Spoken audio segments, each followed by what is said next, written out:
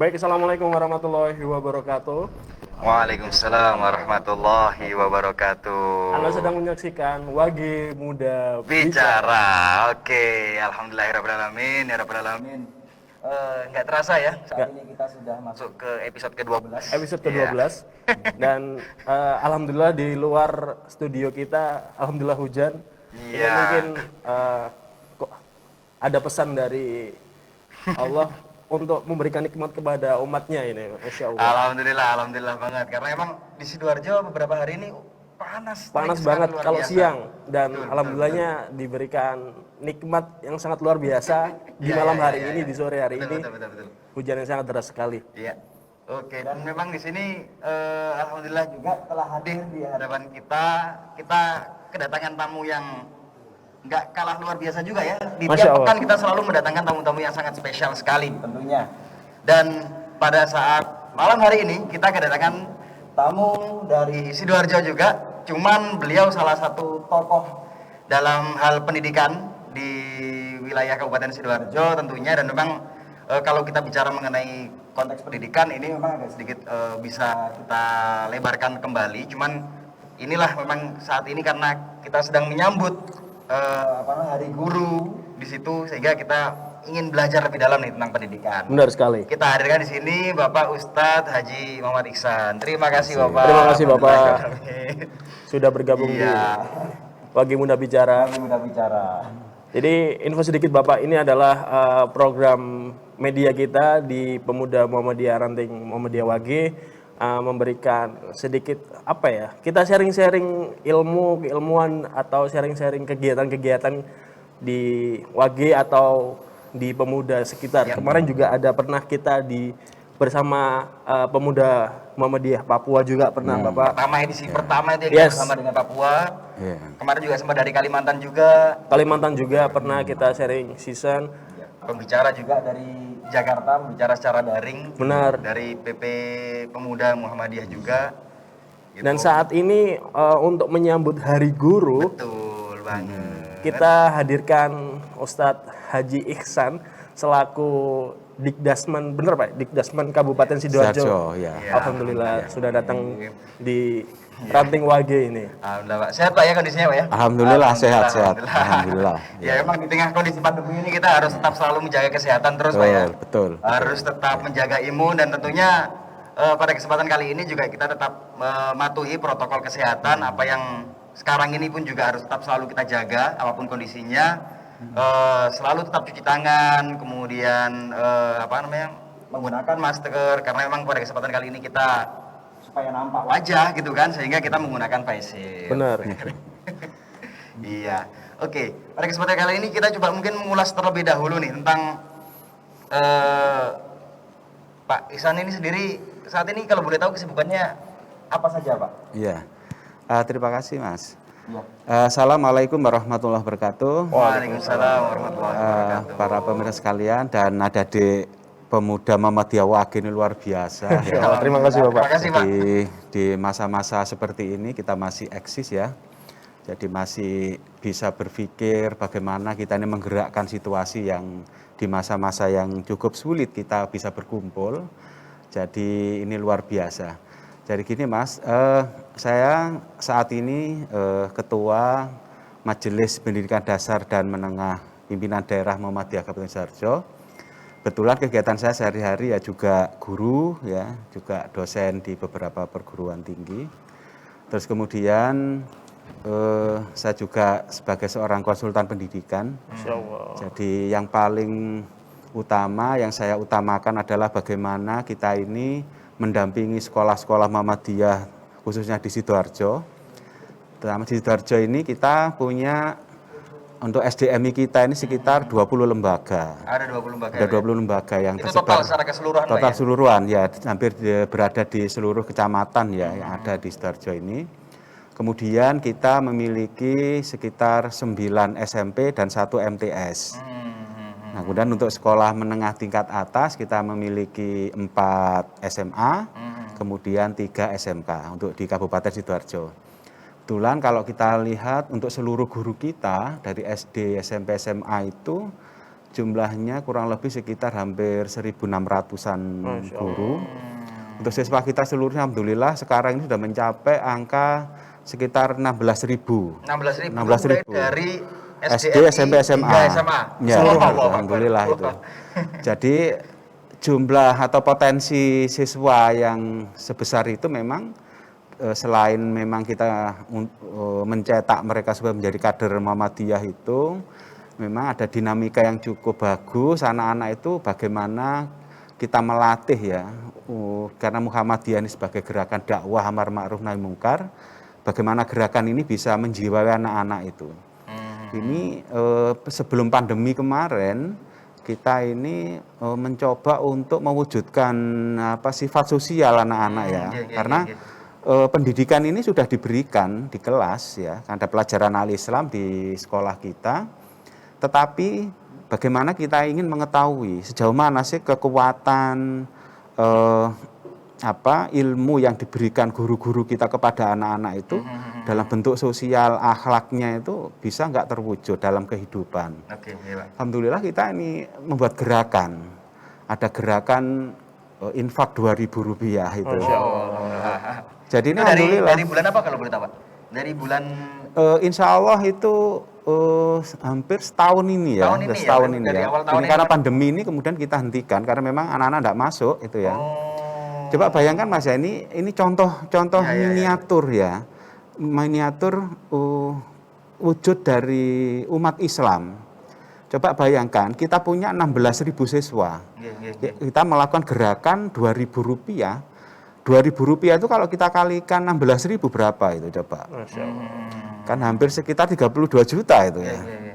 32 juta ini bisa kita ambil ya, kita manfaatkan untuk pembangunan. Kebetulan kita ada pembangunan Masjid An-Nur itu, gerakan ini kita lakukan. Jadi kita ingin menunjukkan bahwa Islam itu sesungguhnya secara ekonomi itu memiliki gerakan. Jadi kalau ada umat Islam yang tidak memiliki pekerjaan, itu kalau infak, sedekah itu ya kita gerakkan itu luar biasa. Ini aja dari anak-anak yang kita punya siswa 16.000 itu, kalau kemudian kita menggerakkan Rp2.000 itu, kalau bayangkan ya Mas, Rp2.000 itu uang yang biasa dibuang itu di rumah kita itu ya kan, di pojok-pojok meja, iya, di saku-saku anak-anak itu 2.000 ndak kanggo itu ya. Malah kericikan Pak. Iya, apalagi kericikan ini sudah ndak laku. Kita anak-anak keluar rumah itu 2.000 sudah ndak laku. Tapi ini kita kumpulkan, kita coba untuk mengumpulkan. Tapi ini ternyata bisa merupakan gerakan ya. Bayangkan tiap minggu itu kalau terkumpul 30 juta. Kemudian kita ingin menggerakkan ekonomi masyarakat Islam kita dari yang tidak punya pekerjaan, dari yang membutuhkan untuk biaya apapun itu bisa sebenarnya ini. Nah, itulah saya selaku ketua di Dasmen PDM Sidoarjo itu ingin ya mewujudkan potensi anak-anak itu yang sudah mendapatkan pelajaran di kelas, di sekolahnya itu. Mari kita wujudkan. Jadi kalau bicara infak itu secara teori saya kira anak-anak sudah mendapatkan pelajaran dan ilmu yang luar biasa. Tetapi untuk menggugah bagaimana jiwa sosialnya, mewujudkan yang namanya akhlakul karimah ini perlu ada perwujudan itu. Saya kira itu kegiatan saya sehari-hari ya, kita masih maksimal ya meskipun di masa pandemi yang ngopeni sekolah-sekolah kita ini. Yang jumlahnya puluhan. Ya, hampir 34 sekolah lah itu ya. Dengan ribuan siswa yang ada di sana. Dan guru karyawannya. Guru karyawannya juga. Alhamdulillah ya. Oke. Dan tadi kan sempat ada cuplikan di awal sebelum kita mulai on air. Itu kan ada iklan dari SD Muhammadiyah 3 Ikrom. Nah, pendapat dari jenengan nih Bapak sebagai Dikdasmen Kabupaten Sidoarjo, bagaimana pendapat jenengan untuk amal usaha yang dimiliki oleh pimpinan ranting Muhammadiyah Wage sebesar SD Muhammadiyah 3 Ikrom? Bagaimana Pak pendapatnya? Ya, alhamdulillah. Saya terus terang sejak sebelum menjadi ketua pimpinan daerah Majelis Dikdasmen, saya sudah tahu bagaimana lembaga ini dibangun.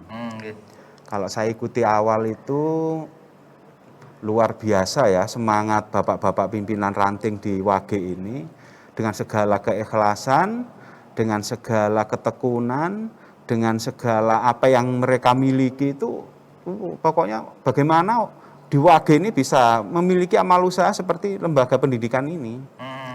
Saya lihat sekarang ini, saya sering kali ya ketemu bapak-bapak pimpinan ranting di sini tuh melihat bagaimana secara fisik perkembangan lembaga ini. Alhamdulillah saya tadi masuk di sini, ini dulunya itu apa ya, mungkin lahan kosong, yang kalau lahan kosong. Iya kosong ya, kalau diintip-intip itu untuk apa ini itu ya. Tapi alhamdulillah luar biasa saya masuk ke sini ada ruangan yang nantinya pada saat anak-anak masuk bisa difungsikan untuk bagaimana pelayanan sekolah terhadap anak-anak, memenuhi kebutuhan, bagaimana memiliki tempat yang layak untuk mereka bisa makan secara islami, bagaimana mereka bisa mendapatkan bimbingan dari guru-gurunya. Ya nantinya anak-anak itu diberikan fasilitas seperti ini, nantinya mungkin tempat makan ya yang luas seperti ini. Ini guru-guru bisa maksimal mendampingi anak-anak. Jadi anak-anak itu tidak bisa dibiarkan makan sendiri, kemudian mereka bisa menyelesaikan makan sendiri, itu tidak begitu. Tapi bagaimana peran guru terhadap anak-anak untuk membimbing. Nah ingat bahwa sesungguhnya pendidikan itu tidak sekedar transfer of knowledge ya, tidak hanya sekedar mentransfer ilmu. Ya memang dalam satu sisi dalam pendidikan itu betul teori itu ya, tetapi ingat selain mendidik, guru itu yang paling penting adalah membimbing. Coba kita ingat para nabi dan rasul itu diutus Allah ke dunia itu sifatnya tidak sekedar mendidik umat, tidak sekedar mengajar umat, tetapi yang paling penting adalah membimbing. Kita kan sering mendengar ya, mungkin mendapatkan semacam pelajaran bagaimana kehidupan para nabi dan rasul. Hampir rata-rata mereka seorang penggembala, ya kan? Nah artinya apa? Mengembala kambing itu tidak mengajar, tidak mendidik, tetapi membimbing dengan sabar. Nah kesabaran inilah yang dibutuhkan oleh seorang pendidik. Sebab di dalam Al-Quran sendiri banyak sekali disebutkan tentang bagaimana sabar itu. Nah sabar itu tidak sekedar guru itu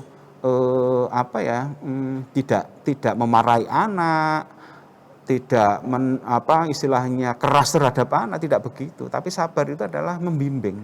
Nah, bentuk-bentuk membimbing inilah harus dimiliki oleh guru. Saya lihat bagaimana tampilan anak-anak tadi ya sebelum acara ini on air, saya lihat itulah wujud. Kalau sekolah itu memang peduli terhadap perkembangan anak, mengembangkan potensi anak, ingat bahwa anak itu memiliki potensi yang sangat-sangat bagus, sangat-sangat luar biasa. Kalau potensi ini tidak dilihat oleh guru sebagai pendidik, sebagai pengajar, sebagai pembimbing, maka potensi itu tidak ada apa-apanya. Kalau boleh saya contohkan ya, kita punya sebatang kayu. Sebatang kayu ini kita punya 3 lah katakan. 1 kita berikan ke tukang bisa membuat ukir-ukiran, 1 kita berikan ke tukang kayu, 1 kita berikan ke ibu-ibu yang biasa masak. Di antara 3 ini mana yang lebih memiliki potensi? Saya yakin yang punya potensi yang bagus adalah tukang ukir. Kalau diberikan tukang kayu paling-paling dijual, ya kan? Atau paling kalau nggak seberapa dibuang. Diberikan ibu-ibu paling dipakai untuk kayu bakar, untuk masak. Tapi kalau kayu ini diberikan ke tukang ukir, diukir dengan baik, kemudian dihias, ini kan menjadi potensi. Memiliki nilai lebih. Nilai lebih, ya kan? Kalaupun dijual nilainya luar biasa kan. Karena yang kemudian tadi bicara bahwa tadi pendidikan itu tidak hanya kemudian masalah mengenai transfer of knowledge, transfer ilmu saja, tapi melainkan juga ada transfer nilai di situ, Pak ya. Betul, ya. Tanaman nilai, sehingga kalau analoginya tadi adalah kayu sendiri pun karena kayu ini dibina, terus kayu ini dipoles dengan sedemikian rupa memiliki nilai yang sangat-sangat lebih. Anak-anak sama seperti itu. Coba bayangkan anak-anak sekolah di sekolah dasar kita dari SD itu kelas 1 sampai 6. Bayangkan kalau selama 6 tahun ini potensinya tidak digali sama sekali, mau jadi apa anak-anak kita? Jadi ke depan itu masa keemasan mereka itu akan punah. Karena apa? Mereka tidak tahu hidup ini untuk apa, mau kemana. Ini mereka tidak tahu. Tapi kalau potensi itu kita gali, kemudian kita poles, kita wujudkan dari potensi yang biasa-biasa saja, kemudian kita gerakkan, itu bisa menjadi potensi yang luar biasa. Nah tentunya menggerakkan potensi anak-anak itu tidak gampang. Artinya apa? Tetap guru-guru, kita sebagai pengajar, sebagai orang tua terutama, harus memiliki keilmuan, ini yang paling penting. Itu sudah dicontohkan oleh Rasulullah sendiri. Bagaimana sebelum Rasulullah ini menjadi Rasul utusan ke dunia ini, karena Rasulullah itu sebelumnya kan sudah uzlah. Di Gua Hira itu uzlah itu ingin mencari ilmu. Bukan uzlah Rasulullah, nyepinya Rasulullah di Gua Hira itu untuk mencari sesuatu yang lain, tidak. Tetapi ingin mendapatkan ilmu, betul. Akhirnya surat Al-Alaq, ya kan, Iqra bismi rabbikal ladzi khalaq. Iqra, bacalah hai Muhammad, bismi, dengan nama Tuhanmu, kan begitu. Jadi ini menunjukkan bahwa sesungguhnya seorang guru itu harus memiliki keilmuan yang cukup untuk bisa mengantarkan anak-anak. Bayangkan kalau guru itu tidak memiliki ilmu, kemudian tiba-tiba jadi guru, mau jadi apa anak-anak kita? Iya kan? Ya, seperti itulah yang harus kita pahami. Iya.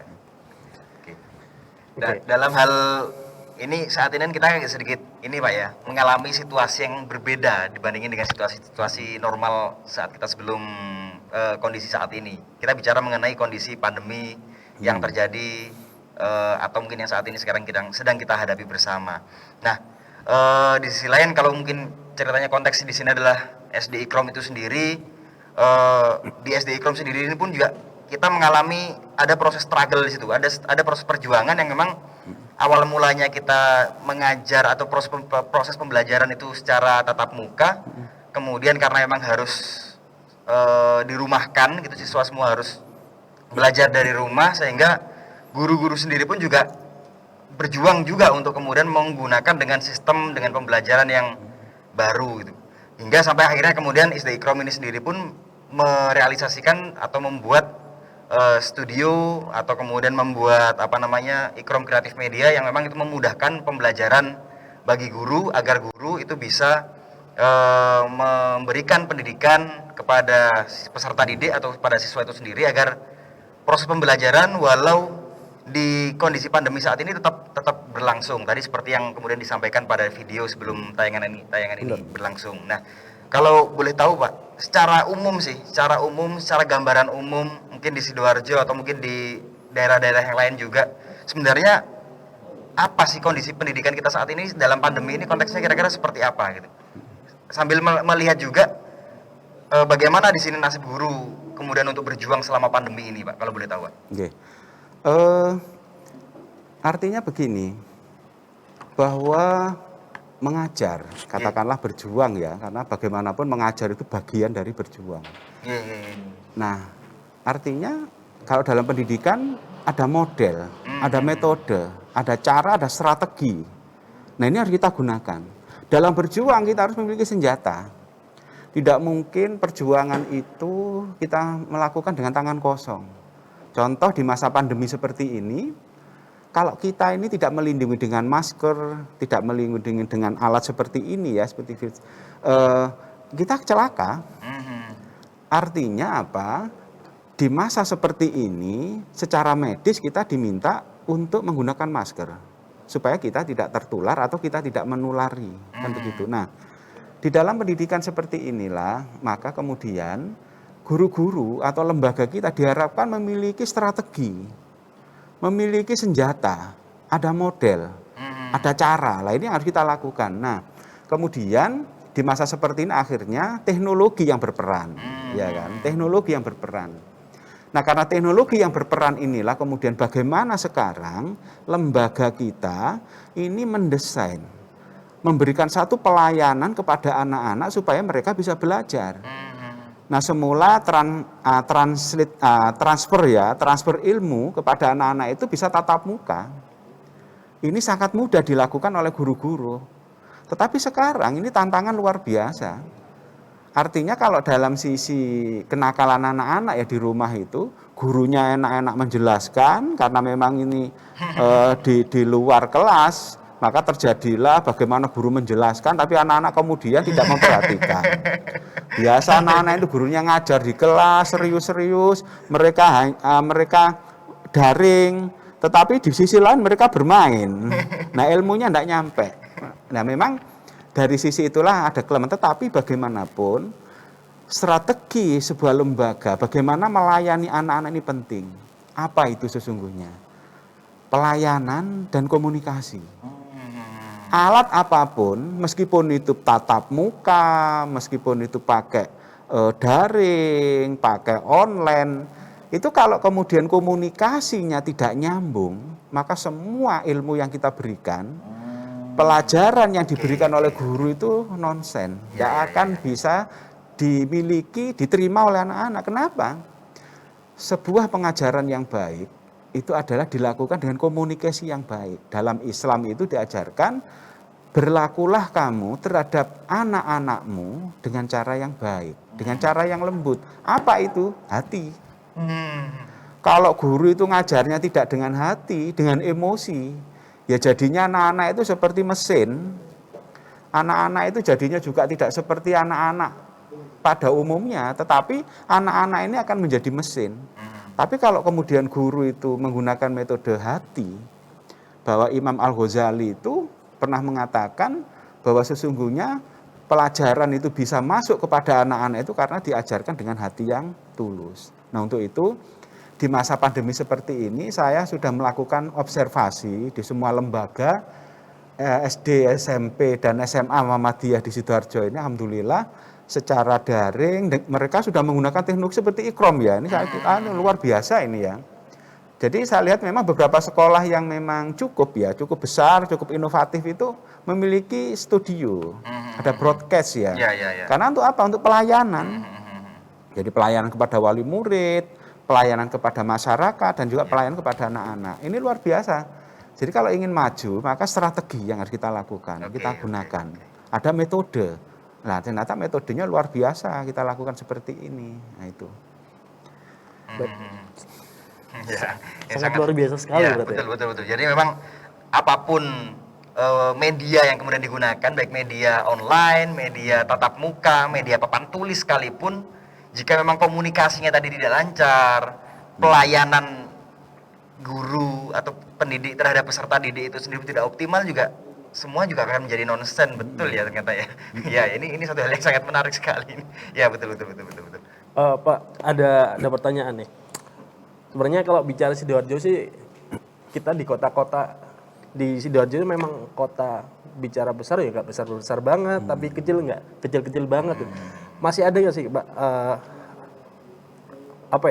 media pembelajaran di pandemi ini yang memang di sekolah, entah kita bicara pendidikan Muhammadiyah lah, masih ada gak sih Pak pendidikan yang masih kurang, misal kayak belum optimal gitu ya? Belum optimal, Pak.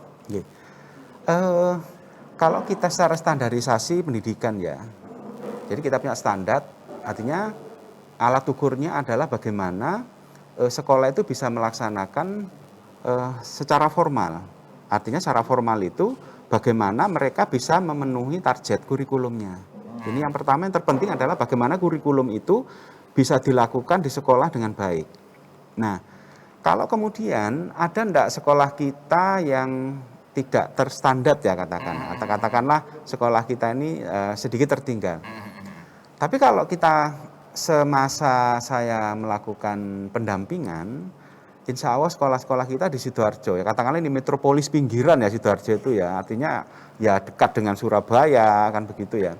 Nah, saya lihat memang sekolah kita kalau standar formal, standar formalnya memang sudah memenuhi sebenarnya. Tapi kalau mengikuti standar sekolah yang maju, seperti katakanlah WAGE ya, di sekolah kita ini, saya contohkan SD saja, yang 20 tadi, kita alhamdulillah punya sekitar 8 sekolah yang standarnya sudah di atas ya, termasuk WAGE ini. Sudah 8 besar lah itu ya. Nah, yang lain kalau dari standar formal yang sudah memenuhi. Tapi kalau dibandingkan dengan standar yang tinggi seperti 8 sekolah yang bagus tadi, memang ada beberapa sekolah yang agak sedikit tertinggal. Tetapi dalam proses pendidikan, alhamdulillah sekolah-sekolah kita ini dari ujung barat ya sampai Balungbendo ya, barat kita Sidoarjo itu, dan paling timur itu ya Tanggulangin itu ya, paling ujung sini ya insya Allah Waru ya sama Wage ini. Kalau selatannya itu ya Porong.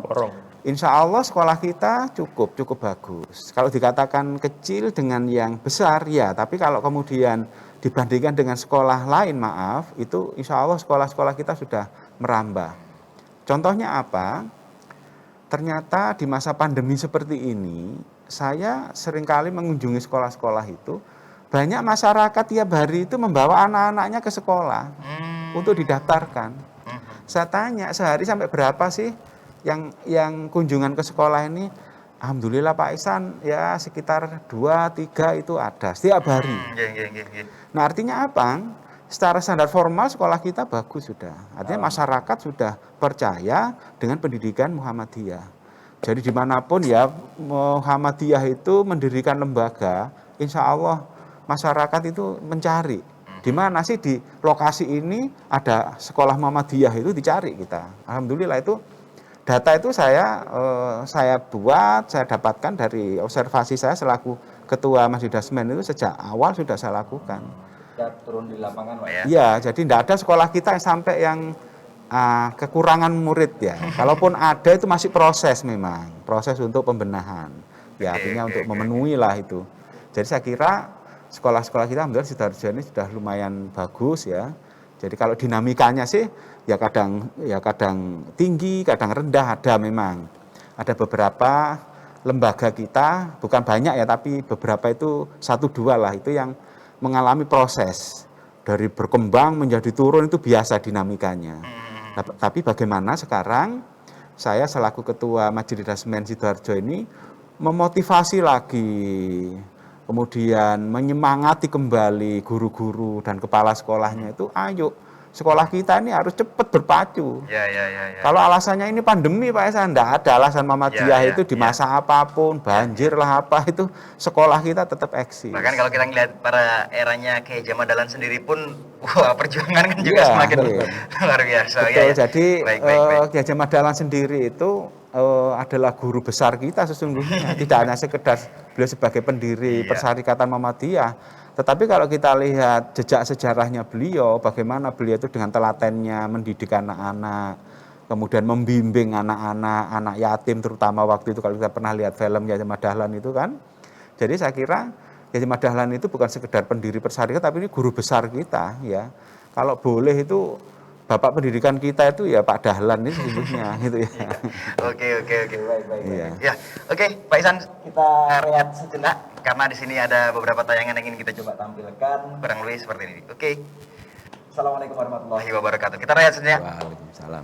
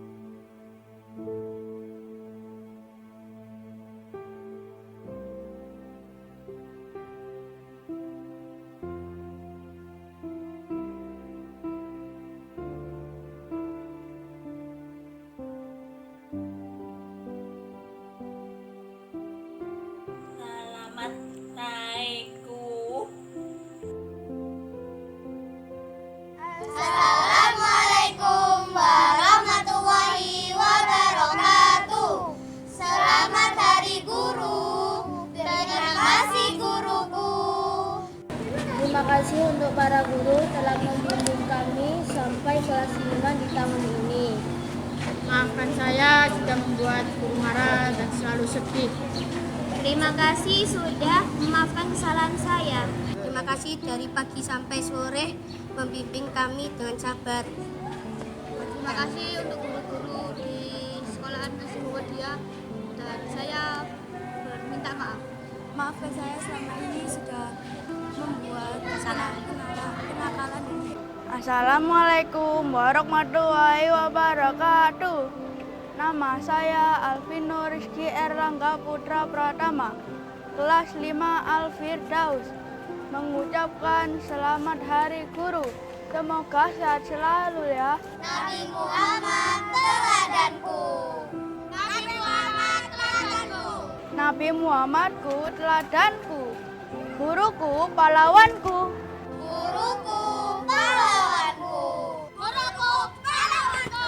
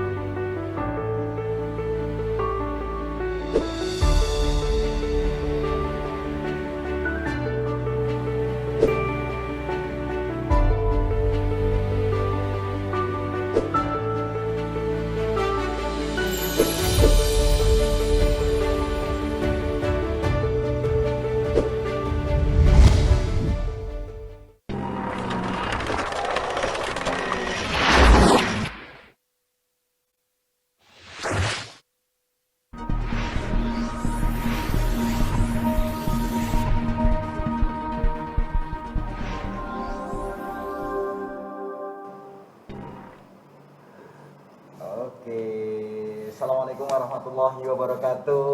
Waalaikumsalam. Kita bertemu kembali dari kita sejenak tadi. Kita sempat menonton tayangan Guruku Pahlawanku. Benar. Ini bulan Desember ini bulan Desember bulan November. Sekarang tanggal 20, besok Iya. 5 hari ke depan itu tanggal 25 itu adalah Hari 10 Guru Nasional. hari ke belakang itu Hari Pahlawan. Oh gitu. Kita kaitkan saja semua ya. Jadi, bulan November ini itu bulan yang luar biasa sebenarnya. Luar biasa Antara, memang. Ada Hari Pahlawan, Yes. ada Hari Guru. Benar. Nah, ini keterkaitannya sangat luar biasa gitu ya. Dan di sini kita ada di tengah-tengah gitu kan. Mencoba untuk menerkaitkan antara keduanya itu di situ bahwa memang guru di sini, kehadiran sosok guru itu juga menjadi inspirator bagi kita semuanya agar bahwa yang namanya di sini juga kita bicara mengenai perjuangan, aspek nilai-nilai perjuangan itu sendiri juga memang perlu harus kita coba optimalisasikan kembali. Dan itu tadi juga bahwa bulan November ini juga bulan yang luar biasa karena di Muhammadiyah Di persyarikatan kita betul. eh, Kita berulang tahun. tentunya, betul. Kita sudah masuk ke usia 108 gitu kan. Wah, sangat usia luar yang biasa cukup sekali. matang dengan amal usaha yang sangat banyak banget di Iya. di Indonesia. Kita kaitkan tadi ya, kalau bicara guru, memang saya merasa bersalah sebenarnya. Saya di jenjang SD, SMP, SMA kan masih panggil Pak atau Bu guru gitu kan. Kalau di kuliah kan beda, Pak, dosen dan sebagainya. Memang komunikasi yang intens sama guru itu memang di jenjang SD, SMP, SMA gitu loh. Iya. Jadi dulu saya kalau paling nakal itu di SD tuh. Di SD paling nakal. Memang gimana ya? Kita di SD kan memang di lingkungan masyarakat, terus kita kembali ke pendidikan kan memang ya siapa mana tulinan SD. Ya, emang kita semua yang mungkin kita sendiri juga memang masih muda juga, kita Benar. memang juga masih dulu pernah mengalami masa-masa anak-anak tentunya ya. Benar. Di sini hingga sampai kita berada di posisi sekarang ini gitu kan. Dan itu ada campur tangan dari guru-guru kita. Makanya tadi kalau tanggal 10 November kita kaitkan dengan Hari Pahlawan, dan 5 hari ke depan tanggal 25 November itu adalah Hari Guru. Kami mengucapkan Hari Guru Nasional, selamat Hari Guru ya. Selamat Hari Guru. Selamat Hari Guru. Terima kasih guru-guru Indonesia sudah membimbing kita, masyarakat Indonesia, anak-anak, saudara kami dan sebagainya, membimbing sampai saat ini sih, sangat luar biasa banget. Betul. Ya, oke, kita lanjutkan kembali pembahasan kita. Jadi memang tadi sempat kita mencoba mengulas tentang kondisi yang ada di pandemi ini kan. Memang kondisinya memang semua guru sedang mengalami struggle di sini, sedang berjuang gitu untuk terus menyampaikan agar jangan sampai yang namanya pendidikan hanya karena pandemi berhenti. Benar. Nah, seluruh aktivitas harus tetap untuk bicara mengenai masa depan generasi kita, masa depan bangsa, masa depan persyarikatan, masa depan umat di sini tuh juga sedang harus selalu diupayakan. Dan tentunya aspek pendidikan harus tetap menjadi hal yang diprioritaskan untuk kondisi apapun yang terjadi. Nah, di sini kalau kita bicara mengenai ini Pak, masih seputar kondisi saat ini, kira-kira kalau upaya yang sudah dilakukan sama kementerian adalah membuat kurikulum darurat gitu Pak ya? Ya, ada penyederhanaan kurikulum. Ya, penyederhanaan kurikulum, yang memang itu dicoba diterapkan pada kondisi pandemi saat ini. Nah, kalau boleh tahu sampai sejauh mana sih Pak bentuk efektivitasnya hingga sampai kira-kira bentuk akan pendidikan karakter tadi yang kemudian kita coba upayakan mulai dari kemarin selalu digaungkan itu upaya pendidikan karakter itu kira-kira bentuknya seperti apa Pak? Ya, pertama di masa pandemi ini memang kalau kita lihat secara efektivitas belajar kan memang sangat pendek ya. Bayangkan kalau ada daring itu jam 7 sampai jam 3 gitu ya. Itu yang kesel bukan gurunya tetapi anak-anak juga gitu ya.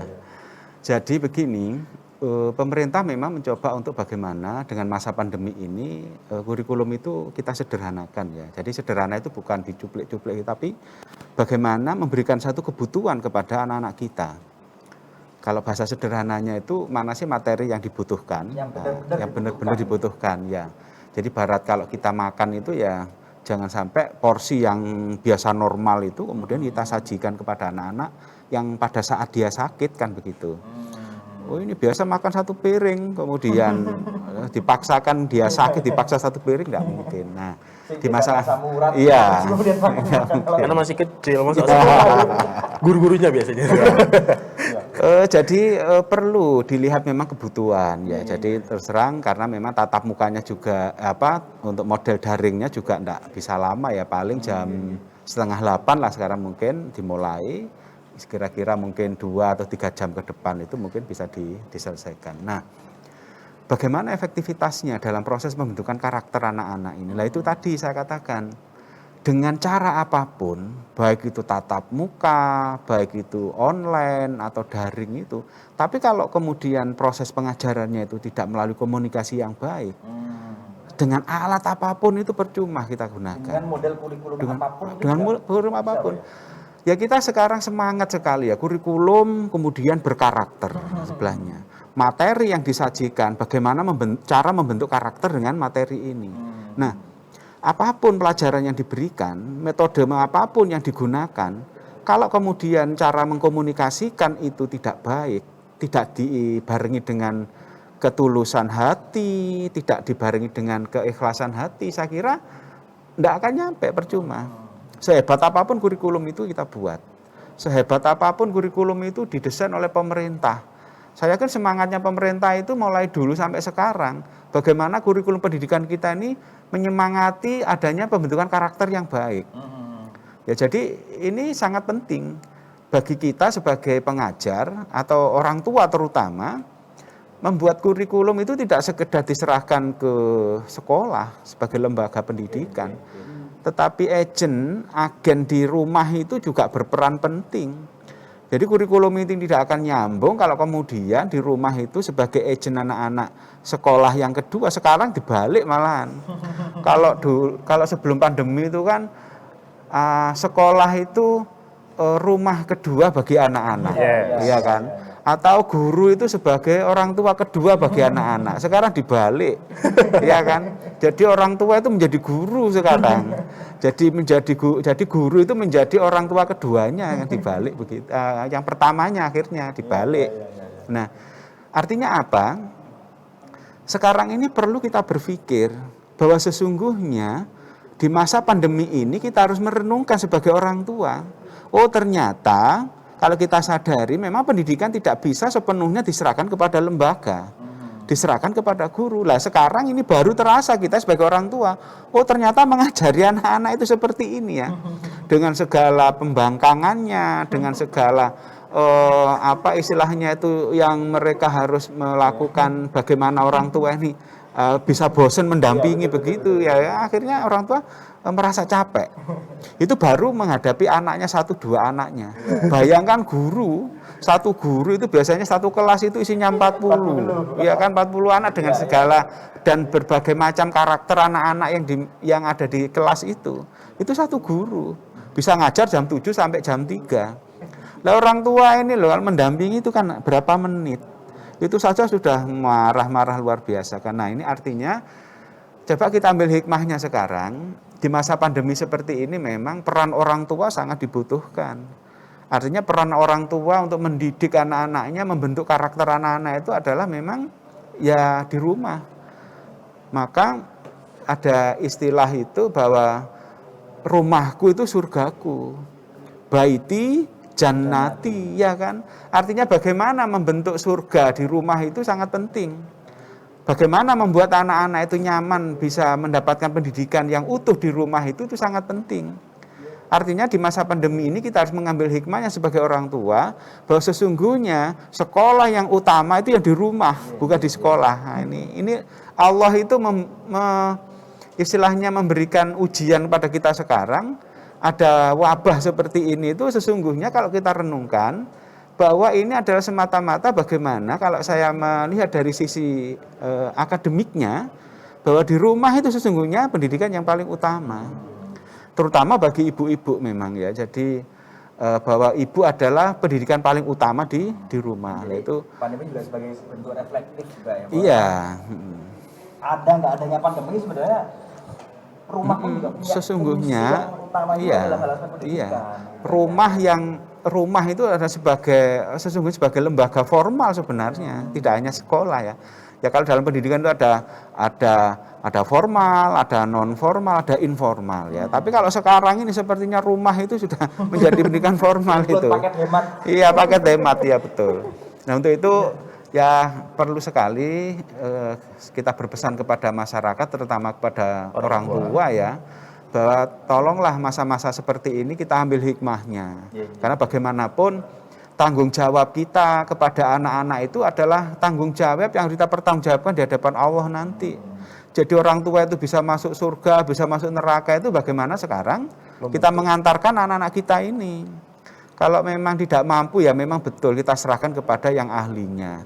Tapi ingat tidak sepenuhnya orang tua itu melepas tanggung jawab begitu. Nah untuk itu kita semua sekali lagi ya ambil hikmahnya lah masa-masa seperti ini itu. Benar. Dan kalau bicara tadi kan sempat sebelum pertanyaan ini kan ada apa ya, cara ya Pak, cara kan tadi di video juga banyak guru yang memang berjuang banget bagaimana cara mereka menyampaikan atau mentransfer ilmunya dan sebagainya itu kan dengan cara-cara yang unik-unik. Nah, ada nggak sih Pak? Kalau tadi kan di SD Ikrom kan ada drive-thru untuk memberikan PR dan sebagainya. Itu kan kita sebagai tombok kangen, kalau bahasa Jawa tombok kangen kita siswa ke guru dan sebagainya itu ya. Nah, ada nggak sih Pak cerita unik atau cara unik guru-guru di perguruan Muhammadiyah? Ya. Kalau kita lihat sekarang di masa pandemi seperti ini, maka semua yang dilakukan secara umum ya pakai daring ya, pakai online ya. Tadi kita lihat ada drive-thru, itu luar biasa ya. Itu saya katakan itu tingkat tinggi nomor 2 itu. Jadi meminta orang tua itu kayak McDonald aja ya.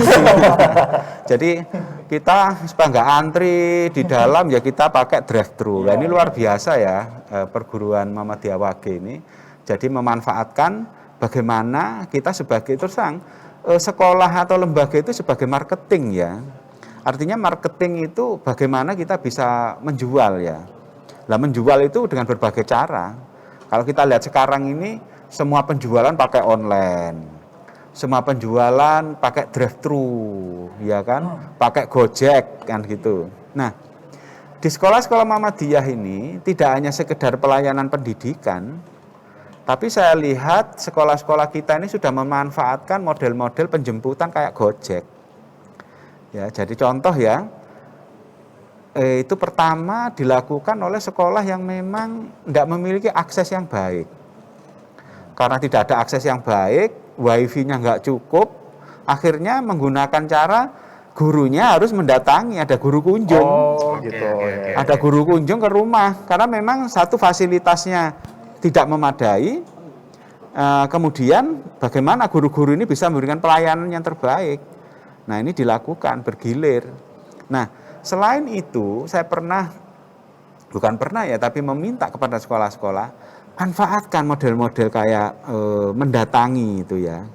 Bukan sekedar guru kunjung, tapi sekarang masa-masa PPDB. PPDB kita ini pakai online, pakai offline, juga pakai drive-thru beberapa ya. Tapi yang paling penting itu bagaimana kita ini mengunjungi.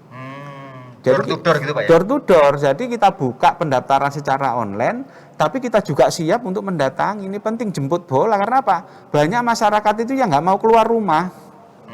Nah, nggak mau keluar rumah inilah kemudian kita manfaatkan sistem ini, mendatangi kita akhirnya ke rumah-rumah itu. Jadi mereka sudah melakukan kontak dulu, kemudian kita datang. Nah, kita datang ini tentunya sekolah kita juga menyiapkan protokol yang bagus ya.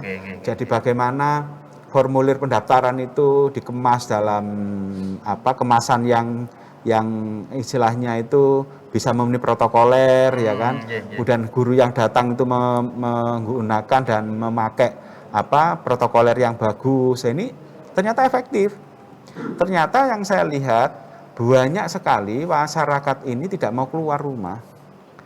Akhirnya kemudian kita datangi. Nah, alhamdulillah itu juga maksimal.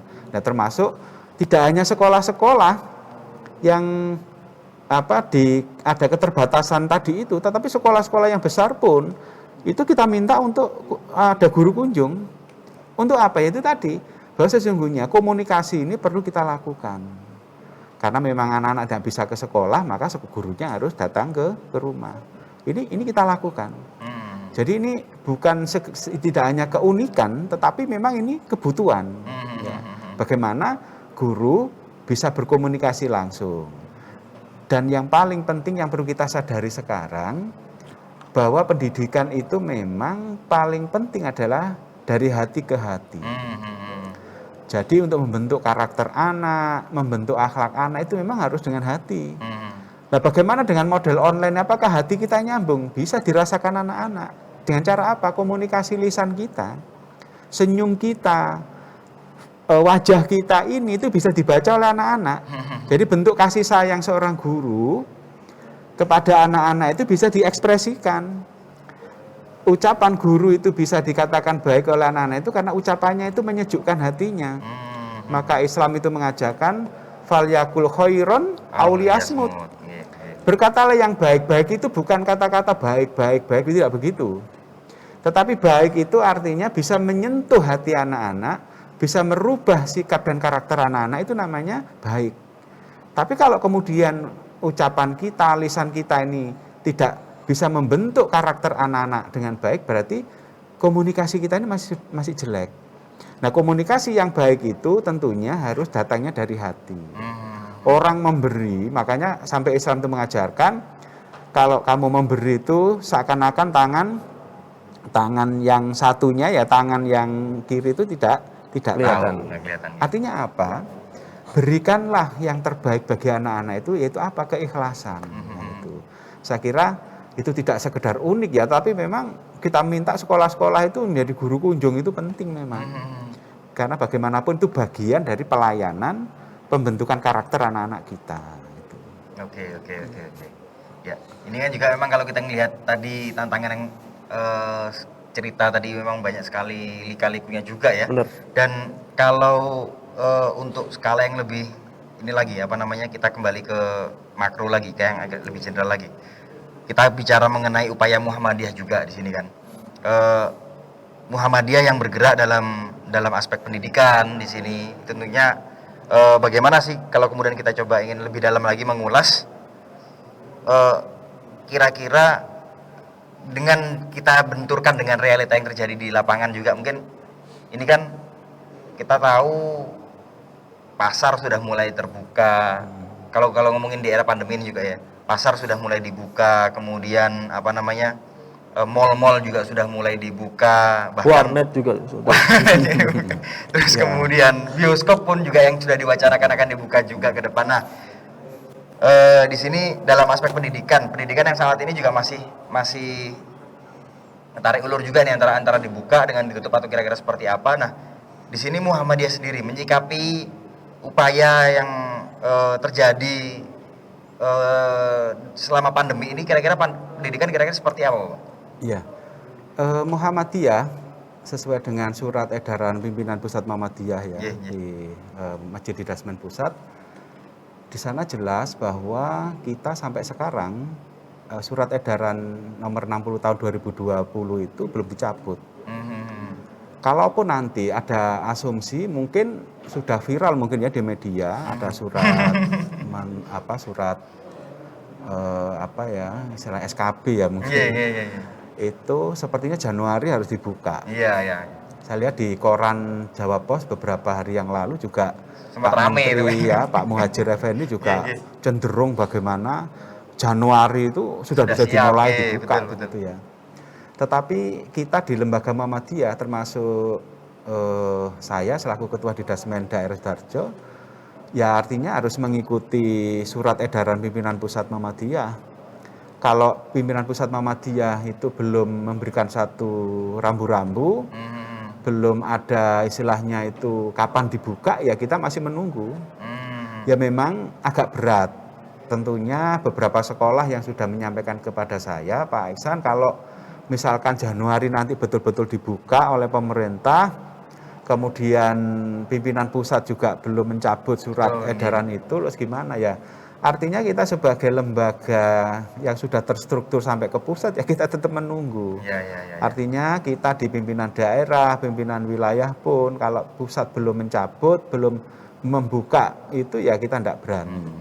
Ya memang ada resiko nanti. Nah, dengan resikonya nanti, seandainya memang Muhammadiyah tidak bisa bareng-bareng dengan pemerintah, lah kita bagaimana kemudian sekolah ini menyiapkan atau menghadapi wali murid, ya kan? Tetapi kalau asumsi saya sih, ya juga wali murid juga banyak sih yang harus hati-hati juga untuk mengizinkan anaknya bisa masuk sekolah. Karena terus terang kita sendiri di Muhammadiyah itu tidak ingin terjadi klaster baru. Betul. Kalau sudah terjadi klaster baru di lembaga pendidikan kita ini kan juga bahaya nanti. Ya ada kasus kan beberapa waktu yang lalu di beberapa negara setelah dibuka sekolah kemudian ditutup kembali. Jadi klaster baru ya gara-gara lagi. klaster baru Karena itu muncul. Kalau klaster yang kemudian kalau kita bicara lihat saat ini juga klaster perkantoran itu juga menjadi salah satu klaster yang cukup signifikan juga gitu kan. Makanya media yang kita ikuti beberapa waktu yang lalu juga klaster baru di kantor-kantor itu kan terjadi. Iya. Nah terus terang sekolah-sekolah kita di Muhammadiyah itu rata-rata itu kelasnya tertutup. Artinya semua menggunakan AC ya. Padahal kalau kita lihat secara medis corona itu memang di kerumunan ya. Jadi bagaimana corona itu di kerumunan itu kemudian menyerang pada tubuh yang memang secara imunitasnya rendah itu ya mereka kena. Nah kemudian secara medis untuk protokoler itu apakah anak-anak itu bisa ngontrol kan begitu. Kita juga nggak bisa bayangkan pakai masker itu 3 jam anak-anak itu tidak betah ya, karena juga mungkin orang yang rentan sendiri pun anak-anak juga tergolong orang yang rentan juga. Betul ya. Jadi anak-anak itu kan kayak orang tua sesungguhnya. Memang secara secara imun anak-anak kuat memang, tetapi posisi usia itu ya rentan sebenarnya. Nah, kalau kita bicara medisnya seperti itu, tapi bagaimanapun secara apa istilahnya aturan begitu ya kita tetap menunggu ya, menunggu dari pimpinan pusat kapan sekolah Muhammadiyah dibuka. Kalaupun ada masyarakat yang mengatakan dulu ada lembaga Muhammadiyah yang sudah belajar bergilir itu, ya memang ada beberapa tapi sudah kita ingatkan untuk hati-hati itu aja. Alhamdulillah. Insya Allah ini sangat luar biasa. Ini memang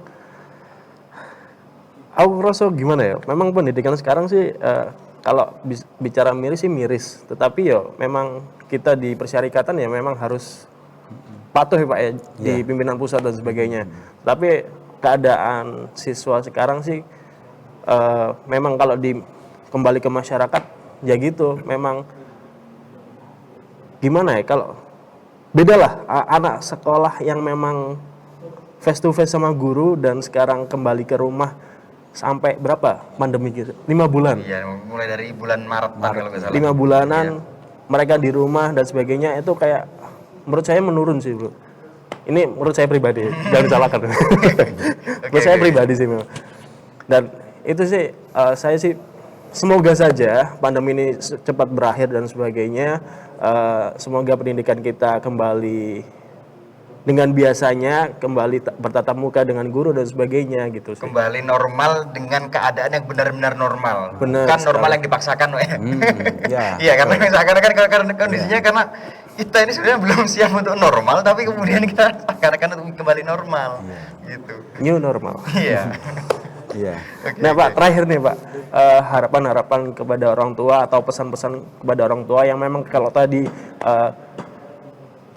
orang tua yang pertama adalah orang tua kandung dan orang tua yang kedua adalah guru dan sebagainya. Pesan-pesan kepada orang tua yang saat ini dan hari ini langsung gimana ya, mengajari anak secara langsung. Ya, terlibat sebagai aktor utama. Benar, pesan-pesan kepada orang tua. Terima kasih Mas. Sesungguhnya Pak sekalian, sebagai orang tua itu tanggung jawab kita sangat besar ya. Di balik itu yang harus kita pahami bahwa anak-anak kita ini adalah salah satu unsur amal jariah kita. Yes. Oke. Bahwa Nabi Muhammad itu dalam sebuah hadis ya, kalau nggak usah saya bacakan, bahwa ada 3 yang harus kita pahami. Yang pertama adalah anak soleh, solihah yang mendoakan, kemudian ilmu yang bermanfaat, kemudian yang ketiga itu ya ilmu ya, kemudian anak soleh yang mendoakan, satunya kok lupa. Ya amal jariah gitu, betul. Nah, yang utama adalah anak-anak kita adalah sebagai investasi ya. Yes. Investasi. Amal yang tidak akan terputus. Ya, amal yang tidak terputus nanti. Untuk itu orang tua ini mempunyai tanggung jawab kepada anak-anaknya untuk membentuk. Jadikanlah anak-anak kita ini menjadi anak yang soleh solihah. Supaya apa? Pada saat kita nanti meninggalkan dunia ini, ada investasi yang tidak bisa putus adalah anak-anak yang mendoakan orang tua ini. Nah untuk itu di masa pandemi seperti ini kalau kita ambil hikmahnya bahwa bagaimana peran orang tua terhadap anaknya ini penting. Ini sangat penting. Menyiapkan anak-anaknya menjadi generasi yang soleh, yang solihah. Jadi bukan generasi yang hanya sekedar ilmunya saja. Kalau kita lihat di surat Al-Mujadalah 11 itu, yarfa'illahu ladzina amanu minkum walladzina utul ilma darajah. Jadi Allah itu mengangkat derajat seseorang itu karena apa? Karena orang itu beriman, kemudian memiliki ilmu pengetahuan yang cukup. Maka Allah akan mengangkat derajatnya. Lah anak-anak kita ini adalah tanggung jawab orang tua. Berikan mereka itu ilmu dengan dipilihnya sekolah-sekolah seperti SD Ikrom ini, ya kan? Karena mendapatkan ilmu yang banyak. Ada ilmu umum, ada ilmu agama. Kemudian anak-anak ini kita jadikan anak yang soleh. Karena bagaimanapun anak soleh inilah nanti yang akan mendoakan orang tuanya. Nah ini penting bagi orang tua di masa-masa pandemi ini supaya sabar. supaya telaten membimbing, mendidik anak-anaknya, mewakili anak-anak pada saat dia di sekolah itu. Karena sudah tidak di sekolah, sekarang anak-anak banyak di rumah. Ini tanggung jawab orang tua ya, memberikan bimbingan, pendidikan kepada anak-anak supaya betul-betul anak-anak ini siap. Siap apa? Ya siap menguasai ilmu pengetahuan, kemudian bisa menjadi anak yang beriman. Nah ini penting, karena janji Allah itu sudah jelas di dalam surat Al-Mujadalah 11 tadi. Kalau ingin derajat anak-anak kita ditinggikan oleh Allah, diangkat kemuliaannya oleh Allah, itu dua bekal itu tidak boleh dilewatkan. Ya punya ilmu pengetahuan yang cukup, punya keimanan, begitu. Oke. Ya menarik sekali memang. Jadi poin makna tersendiri bahwa bagi wali murid ataupun bagi guru sama-sama harus dalam kondisi sabar sendiri itu tadi ya. Dan memang pastinya dalam hal aspek pendidikan itu sendiri, poin akan komunikasi dan bentuk layanan yang diberikan itu juga menjadi hal yang harus kemudian diprioritaskan untuk mengoptimalkan aspek pendidikan bagi generasi kita selanjutnya. Dan ini juga kalau kita ngomongin masalah pemuda nih, nah kita di sini sebagai generasi muda nih Pak, kira-kira Pak Isa sendiri masukan bagi kita yang kemudian bergerak, yang kan teman-teman kita yang dari generasi muda ini kan juga sebagian juga ada yang masuk ke dalam aspek sebagai pelaku atau aktor pendidikan juga, kemudian sebagian juga ada yang bicara juga mengenai ataupun inilah yang akan mempersiapkan juga generasi-generasi yang selanjutnya gitu. Jadi termasuk juga pendidikan kader juga gitu. Nah, kira-kira ada pesan tersendiri khusus juga kah Pak untuk terkait kita yang generasi muda ini? Ya, saya kira menjadi pemuda yang arif, ya, artinya pemuda yang memiliki masa depan bagus. Kuncinya kalau kita melihat dari semangat-semangat tokoh-tokoh perjuangan kita, termasuk di Muhammadiyah ya, ketika zaman Dahlan juga, pada saat mudanya, yang paling penting ada dua hal yang harus kita perhatikan. Yang pertama adalah bagaimana kita ini bisa mengamalkan ajaran Islam dengan secara sungguh-sungguh. Itu penting. Kesungguhan mengamalkan artinya ajaran Islam itu bagi pemuda kita itu taruhannya berat sebenarnya. Itu menjadi taruhan, apa itu? Ibadah itu yang bisa kita lihat, yang bisa kita menjadikan satu jaminan kepada pemuda itu jadi baik apa tidak. Yang pertama adalah mereka harus menjaga sholatnya. Coba kalau kita tidak percaya, tanya saja ya, orang yang sukses, orang yang berhasil dalam kehidupan di dunia ini, masa mudanya itu mereka yang rajin ibadah, rajin sholat. Ya maaf saja, tidak kemudian orang yang harus bisa beribadah dengan baik, menguasai agama harus lulusan pondok pesantren, tidak. Tetapi kita bisa aktif di Amal Usaha Muhammadiyah, kita bisa aktif di ortomnya Muhammadiyah, itu saya kira itu bisa menjadi satu lahan untuk belajar. Saya ingat waktu di IPM dulu tahun 84 ya, saya waktu pernah ikut di IPM. Sudah lahir belum Pak? Kanda. Masih kecil-kecil ya. masih tahun, direncanakan. Iya. Tahun segitu itu saya masih SMP ya. SMP itu. Saya juga di SMP Muhammadiyah, sudah aktif di IPM. Insyaallah. Nah disitulah saya kemudian diajari oleh kakak-kakak senior saya bagaimana beribadahnya dulu. Itu yang menjadi tonggak utama. Nah bukti beribadah dengan sungguh-sungguh itu ternyata secara realita kehidupan itu ya dengan sholat ini yang bisa dilihat. Karena sholat 5 waktu inilah untuk menjaga diri kita, menjaga dari perbuatan yang fahsya dan mungkar itu, ya sholat ini. Kalau ada orang dikatakan kok sholat setiap hari 5 waktu dijaga kok masih berbuat mungkar, masih fahsya, bukan karena sholatnya, tapi karena memang dia punya kebiasaan yang tidak bisa mengamalkan sholatnya ini yang harus kita perhatikan. Nah yang kedua, kita harus benar-benar mendalami pendidikan ya, mendapatkan pendidikan atau belajar itu harus sungguh-sungguh. Orang berhasil itu tidak hanya beribadah saja. Orang yang berhasil itu tidak hanya dia itu ya mencari dunianya saja, tidak. Tapi keduanya harus kita gabung. Kenapa sholat? Kenapa bekerja? Kenapa berorganisasi harus kuat? Karena kedua-duanya ini bisa disaksikan menjadi syahadah ya menjadi semacam piagam kita. Orang sholat rajin, tidak pernah meninggalkan 5 waktu, dia kemudian bekerja dengan sungguh-sungguh. Ya ini digabung. Contohnya apa? Janganlah kamu tidur pada saat setelah subuh. Ada guyonan teman saya itu, an-naumu ba'da subhi kufrun. Jadi tidur setelah sholat subuh itu kufur ya, bukan kafir, kufur, ingkar gitu ya. Jadi artinya Rasulullah itu sudah memberikan contoh, menyemangati kehidupan kita ini, bekerja itu dibuktikan ternyata setelah subuh ini. Ya kan. Nah, jadi para pemuda, ya pemuda Muhammadiyah atau pemuda apapun ya, pemuda masjid apalagi, kita ingat bahwa yang menolong kita di akhirat nanti ada 7 ya. Salah satunya adalah warajulun mu'alakun fil masajid, yaitu pemuda yang hatinya itu terikat dengan masjid. Nah, ini dekat masjid Ikrom ini, ya kan?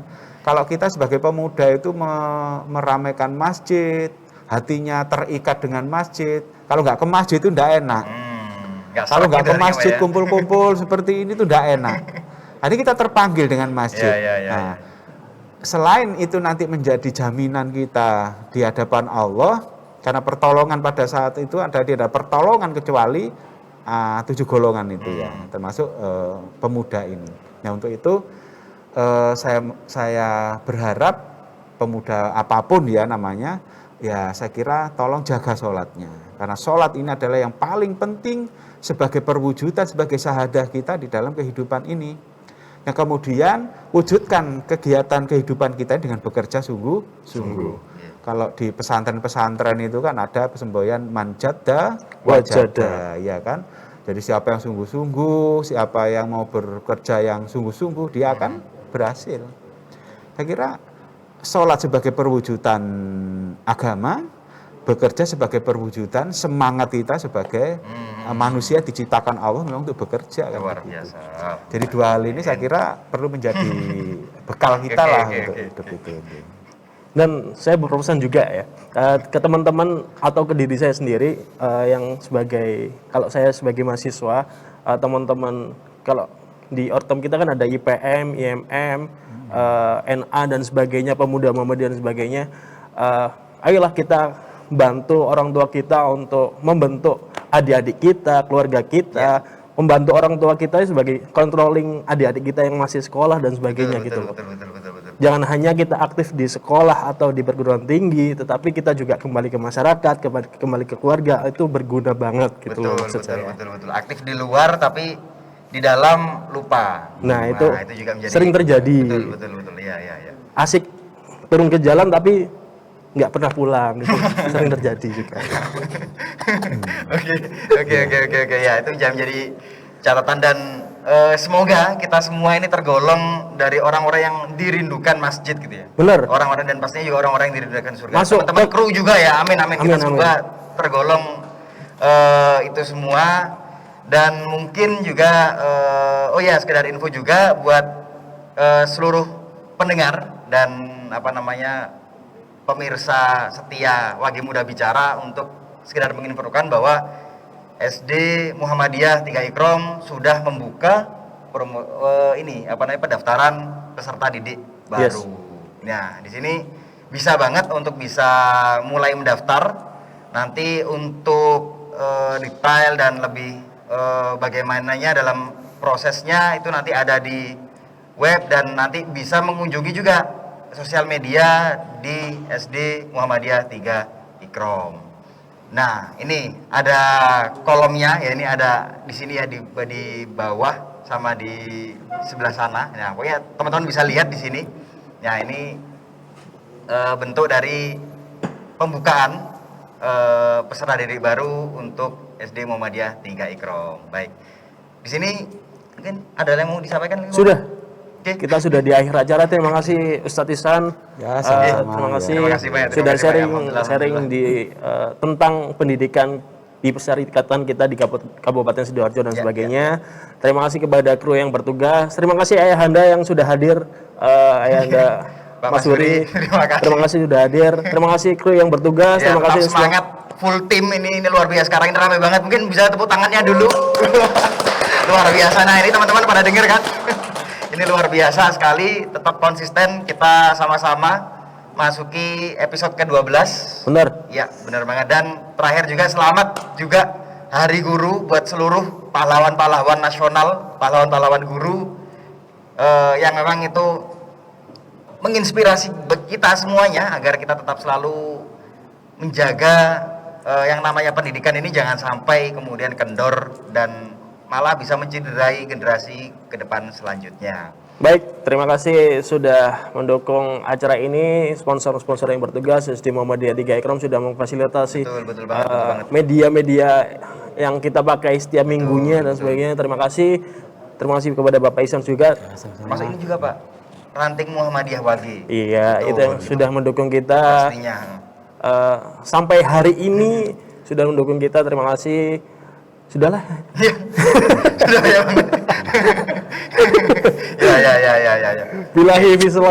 Bilahi fisabilil haq Fastabiqul khairat. Wassalamualaikum warahmatullahi wabarakatuh. Waalaikumsalam. Terima kasih semuanya.